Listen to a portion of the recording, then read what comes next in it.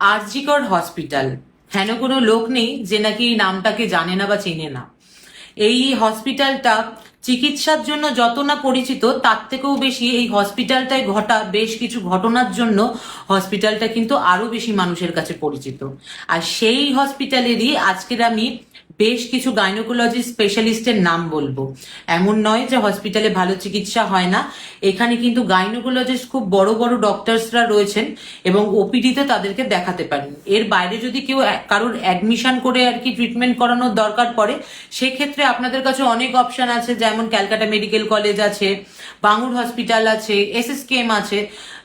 কিন্তু ওপিডিতে যদি দেখানোর বিষয় থাকে, সেক্ষেত্রে কিন্তু আমি বলবো আরজি করের এই কয়েকজন গাইনোকোলজি স্পেশালিস্টকে নিঃসন্দেহে দেখাতে পারেন, খুব ভালো ডাক্তার। প্রথম ডাক্তার যিনি আছেন, ওনার নাম হচ্ছে ডক্টর শক্তিরূপা চক্রবর্তী, 52 বছরের এক্সপিরিয়েন্স। দ্বিতীয় যে ডাক্তার রয়েছেন তার নাম হচ্ছে ডক্টর বিশ্বজ্যোতি গুহ, ওনারও 32 বছরের এক্সপিরিয়েন্স।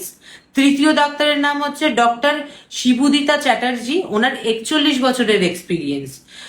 আরেকজন রয়েছেন ডক্টর প্রিয়া রায়, উনি হচ্ছেন 34 বছরের এক্সপিরিয়েন্সড। আর তারপর যিনি শেষ ডক্টরের নাম আমি বলবো, উনি হচ্ছেন ডক্টর সৌতিকা পান্ডে, ওনারও কিন্তু অনেক দিনের এক্সপিরিয়েন্স। সুতরাং এই ডাক্তারদেরকে যদি তোমরা মনে করো যে দেখাতে চাইছো, সেক্ষেত্রে আরজি করে গিয়ে তোমরা দেখাতে পারো, ওখানে কিন্তু ওপিডিতে ওনাদেরকে পেয়ে যাবে।